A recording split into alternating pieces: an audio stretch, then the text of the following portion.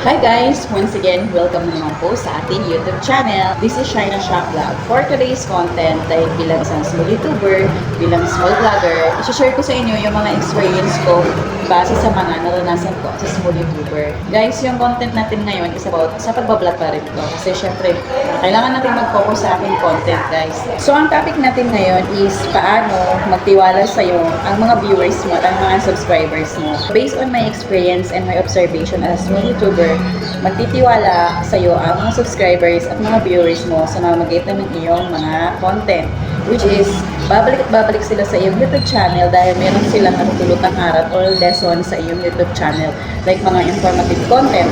Kasi katulad ng sinabi ko, tao na pupunta sa YouTube dahil sa learning, entertaining. Bakit ba pupunta ang mga subscribers sa YouTube? Dahil gusto nilang matuto sa mga bagay na hindi nila natututunan. Kailangan, paano sila magtiwala sa iyo? Is that kailangan mo mag-upload ng content which is very strong and informative na pwede silang bumalik sa iyong YouTube. At of course, kapag meron kang ina-upload sa iyong YouTube channel, lagi silang manonood sa iyo. And of course, yung consistent. Consistent in a way na mga sinasabi mo is makatotohanan.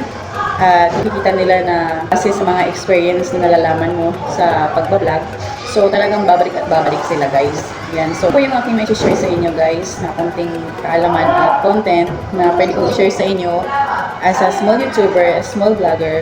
Yun po yung mga, base sa mga na-experience ko na gusto kong ibahagi sa inyo as a YouTuber na meron kayong kaalaman at kahit na mag-subscribe kayo dito, manood kayo dito sa aking YouTube channel, hindi po masasayang yung mga effort nyo.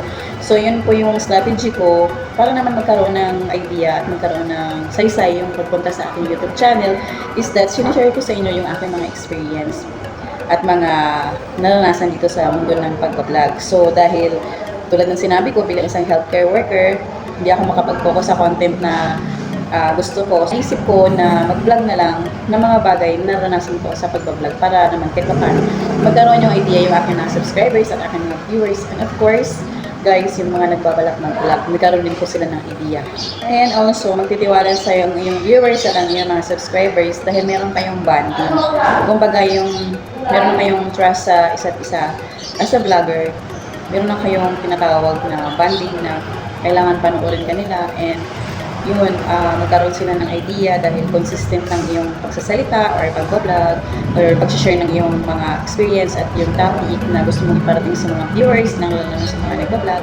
So, ito po yung mga bagay na na-experience ko. At of course guys, huwag na huwag kayong mahiya na mag-share ng iyong mga experience base sa naranasan mo sa pagbablog. So, ito po yung content na naisip ko na mag-focus muna ako sa content kung paano ako nagsimula sa pagbablog, kung ano yung mga bagay na naranasan ko at na-share ko rin sa inyo.